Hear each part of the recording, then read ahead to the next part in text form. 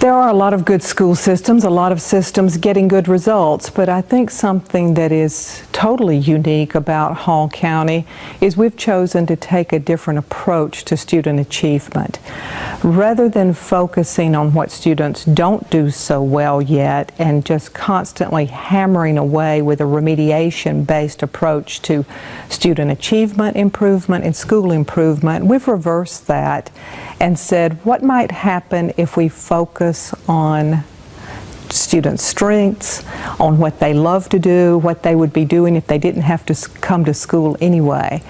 I look back at about a 40-year history in our country where we have taken a remediation-based approach to school improvement, where we have been somewhat obsessed with competency. And because of visionary leadership in our superintendent and with a courageous board and a community that wants something better for its children, we've said competency is not good enough. We want excellence.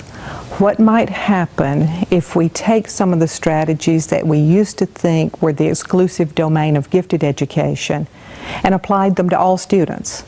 We know that, of course, students vary in their academic readiness, and so we have to adjust the pacing of what we present to students, the complexity of the content.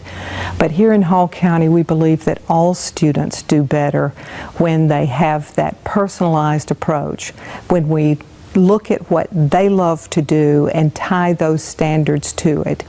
When we have very high ceilings, high expectations for all students, but create the relevance that makes the rigor possible by having those highly personalized environments.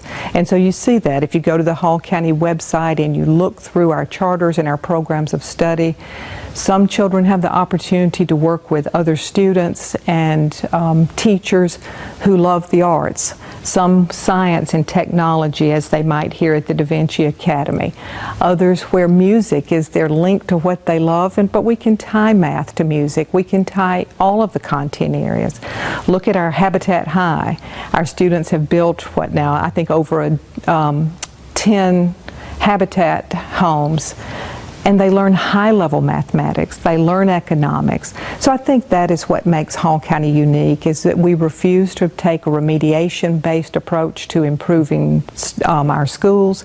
We refuse to take a deficiency view of students. Instead, we have chosen to take a proficiency view of students. And I think it is that future image out there, that really compelling, optimistic future image that has pulled Hall County forward in a direction that you just don't see in other school systems. So what I'm seeing happen here in Hall County is that, again, through that visionary leadership, teachers are being affirmed that we know you are working hard, and let's try this approach.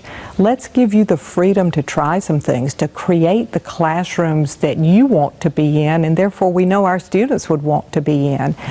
For our students, given all the challenges we have with an increasingly rigorous curriculum, with all of the diversity that comes to our schools, we've said let's look at that as opportunity rather than challenge. Let's take this really unique period in history to turn it around and understand that for our students to achieve that level of challenge, we also have to make learning joyful enough that they will stick with us.